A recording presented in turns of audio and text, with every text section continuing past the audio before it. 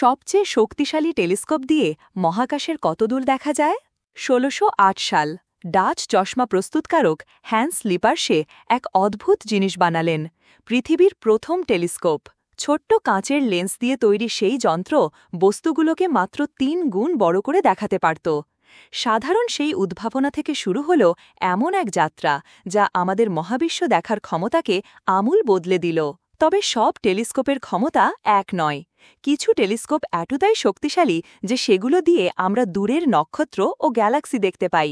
এমনকি black hole বা Einstein রিংয়ের মতো মহাজাগতিক ঘটনাও পর্যবেক্ষণ করা সম্ভব। এখন প্রশ্ন হল, বিশ্বের সবচেয়ে শক্তিশালী টেলিস্কোপ কোনটি? সেই টেলিস্কোপের সাহায্যে মহাকাশের কত দূর পর্যন্ত দেখা যায়? বর্তমান সময়ে যারা মহাকাশ সম্পর্কিত খবরাখবর রাখেন তাদের জন্য উত্তরটা খুব কঠিন হওয়ার কথা নয়। বর্তমানে বিশ্বের সবচেয়ে শক্তিশালী টেলিস্কোপ হল জেমস ওয়েব স্পেস টেলিস্কোপ। এটিকে ২০২১ সালের ডিসেম্বরে মহাকাশে পাঠানো হয়। মানুষের সাধারণত অবলোহিত বা ইনফ্রারেড আলো চোখে দেখতে পায় না, কিন্তু তাপ হিসেবে তা অনুভব করতে পারে। এমন আলো শনাক্ত করার জন্যই এই জেমস ওয়েব স্পেস টেলিস্কোপ বানানো হয়েছে। এর পূর্বসূরি হল হাবল স্পেস টেলিস্কোপ। সেটি তৈরি হয়েছিল দৃশ্যমান আলো এবং অতি বেগুনি রশ্মি শনাক্ত করার জন্য। এ ধরনের আলো সাধারণত নতুন নক্ষত্র থেকে নির্গত হয়। মহাবিশ্বের শুরু হয়েছিল ১৩.৮ বিলিয়ন বছর আগে। তখন সবকিছু ছিল উষ্ণ কণার স্যুপের মতো। প্রোটন, নিউট্রন এবং ইলেকট্রন একসঙ্গে উত্তপ্ত অবস্থায় ছিল। সমস্যা হল, মহাবিশ্বের অনেক বস্তুরই দৃশ্যমান আলো এত দুর্বল যে খালি চোখে তা দেখা যায় না। কিন্তু ইনফ্রারেড আলোর তরঙ্গ দীর্ঘ বলে বহু দূর থেকেও একে সহজে শনাক্ত করা যায়। এই দীর্ঘ তরঙ্গের আরও একটি বড় সুবিধা হল, এটি মহাকাশের ঘন ধুলোর মেঘ ভেদ করে চলে যেতে পারে। এ কারণেই মহাবিশ্বের একেবারে শুরুর দিকের দৃশ্য দেখতে আগ্রহী জ্যোতির্বিজ্ঞানীদের কাছে জেমস ওয়েব টেলিস্কোপ এত গুরুত্বপূর্ণ। এমনকি চিলিতে সম্প্রতি চালু হওয়া শক্তিশালী ভেরা সি রুবিন টেলিস্কোপও এত দূরে দেখতে পারে না, কারণ পৃথিবীর বায়ুমণ্ডল এবং মহাজাগতিক ধুলার কারণে বাধা পায়। মহাবিশ্বের শুরু হয়েছিল ১৩.৮ বিলিয়ন বছর আগে। তখন সবকিছু ছিল উষ্ণ কণার স্যুপের মতো। প্রোটন, নিউট্রন এবং ইলেকট্রন একসঙ্গে উত্তপ্ত অবস্থায় ছিল।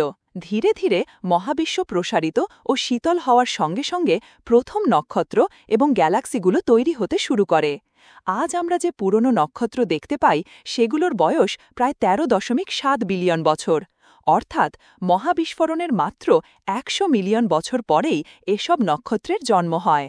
ডেনমার্কের কোপেনহেগেন বিশ্ববিদ্যালয়ের অ্যাস্ট্রোফিজিক্সের অধ্যাপক পিটার জ্যাকসন বলেন, জেমস ওয়েব টেলিস্কোপ মহাবিস্ফোরণের ৯৮% পেছনে দেখতে সক্ষম হয়েছে।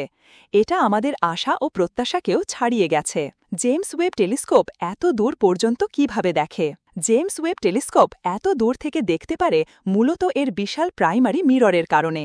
ব্যাল্টিমোরের স্পেস টেলিস্কোপ সায়েন্স ইনস্টিটিউটের অ্যাস্ট্রোফিজিসিস্ট ক্যারল ক্রিশ্চিয়ান জানিয়েছেন, জেমস ওয়েবের আয়না ৬.৫ মিটার চওড়া। এটি হাবলের ২.৪ মিটার ব্যাসের আয়নার চেয়ে অনেক বড়। আয়না বড় হওয়ার সুবিধা হল এটি অনেক বেশি আলো সংগ্রহ করতে পারে।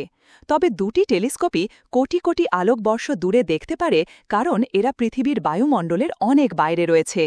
পৃথিবীর ভেতর থেকে দেখা টেলিস্কোপ সব সময় সমস্যায় পড়ে। আলোর দূষণ, বায়ুর অস্থিরতা বা টার্বুলেন্সের কারণে ছবি ঝাপসা হয়ে যায়, কিন্তু মহাশূন্যে এসব সমস্যা নেই। জেমস ওয়েবের আরেকটি বিশেষত্ব হল এর ইনফ্রারেড ডিটেক্টর। এর সাহায্যে হাবলের পক্ষে যা দেখা সম্ভব নয় তাও দেখতে পারে James Webb. James Webb telescope পৃথিবী থেকে প্রায় ১৫ লাখ কিলোমিটার দূরে ল্যাগ্রেঞ্জ পয়েন্ট নামে একটি বিশেষ জায়গায় রয়েছে। সেখানে মহাকর্ষীয় ভারসাম্য এমন যে স্যাটেলাইটগুলো স্থিতিশীলভাবে ঘুরতে পারে। জেমস ওয়েব ঠিক কত দূর দেখতে পারে? আমরা যখন রাতের আকাশের দিকে তাকাই তখন আসলে সময়ের পেছনে তাকানো হয়। আলোর গতি প্রতি সেকেন্ডে ৩ লাখ কিলোমিটার। মানে দূর মহাকাশ থেকে যে আলো আমাদের কাছে পৌঁছায় তা বহু বছরের পুরনো। যেমন আমাদের সূর্য থেকে বৃহস্পতিতে আলো পৌঁছাতে ৪৩.২ মিনিট সময় লাগে, কিন্তু পৃথিবীতে লাগে মাত্র ৮ মিনিট। মহাবিশ্বের দূরত্ব আরও অনেক বেশি। এ কারণে একটা টেলিস্কোপ ঠিক কত দূর থেকে দেখতে পারে তা সহজভাবে বলা যায় না। এই জটিলতা এড়াতে জ্যোতির্বিজ্ঞানীরা রেড শিফট নামে একটি কৌশল ব্যবহার করেন। ধরুন একটি অ্যাম্বুলেন্স আপনার কাছ থেকে দূরে সরে যাচ্ছে। এর সাইরেনের শব্দটা কেমন পাল্টে যায় না? আলোর ক্ষেত্রেও ঠিক এমনটাই ঘটে। মহাবিশ্ব ক্রমাগত প্রসারিত হচ্ছে, তাই দূরের গ্যালাক্সিগুলো আমাদের থেকে আরও দূরে সরে যাচ্ছে। আর এই দূরে সরে যাওয়ার কারণে তাদের থেকে আসা আলোর তরঙ্গ দীর্ঘ এবং আরও বেশি লাল হয়ে যায়। আলো যত বেশি পথ পাড়ি দেয় তার রেড শিফটও তত বেশি হয়। এই রেড শিফট মেপেই বিজ্ঞানীরা বলে দিতে পারেন বস্তুটি কত দূরে বা কত পুরনো। জেমস ওয়েবে ধরা পড়ল 2 গ্যালাক্সির সংঘর্ষ, মহাকাশে প্যাঁচার মুখ। বর্তমানে সবচেয়ে বেশি রেড শিফট রেকর্ড করা গ্যালাক্সিগুলোর মধ্যে একটি হল JADS-Z14-1। এর রেড শিফট পরিমাপ করে দেখা গেছে এটি মহাবিস্ফোরণের প্রায় 290 মিলিয়ন বছর পরে গঠিত হয়েছিল। আরেকটি সম্ভাব্য রেকর্ডধারী গ্যালাক্সির নাম MOM-Z14। এটি মহাবিস্ফোরণের মাত্র 280 মিলিয়ন বছর পরের বলে মনে করা হচ্ছে, যদিও এটি এখনও কোনো পিয়ার রিভিউড জার্নালে প্রকাশিত হয়নি। আরেকটি গবেষণায় দেখা গেছে জেমস ওয়েব এমন কিছু বিশাল ও প্রাচীন গ্যালাক্সি খুঁজে পেয়েছে যেগুলোর বয়স মহাবিশ্বের বর্তমান মডেলকেও প্রশ্নবিদ্ধ করছে। সেই তুলনায় হাবল স্পেস টেলিস্কোপ সর্বোচ্চ 13.4 বিলিয়ন বছর আগের মহাবিশ্ব দেখতে পেরেছিল, আর জেমস ওয়েব এখন তার থেকে অনেক গভীরে তাকাতে সক্ষম। তবে এই প্রতিযোগিতা এখানেই শেষ নয়। চীন তৈরি করছে তাদের চায়না স্পেস টেলিস্কোপ। এটি এমন প্রযুক্তি ব্যবহার করবে যার মাধ্যমে জেমস ওয়েবের চেয়েও বেশি তরঙ্গদৈর্ঘ্যের আলো ধরা সম্ভব হবে। ফলে মহাবিশ্ব থেকে আরও বিস্তারিত তথ্য সংগ্রহ করা যাবে। সূত্র: লাইফ সায়েন্স ও স্পেস.com।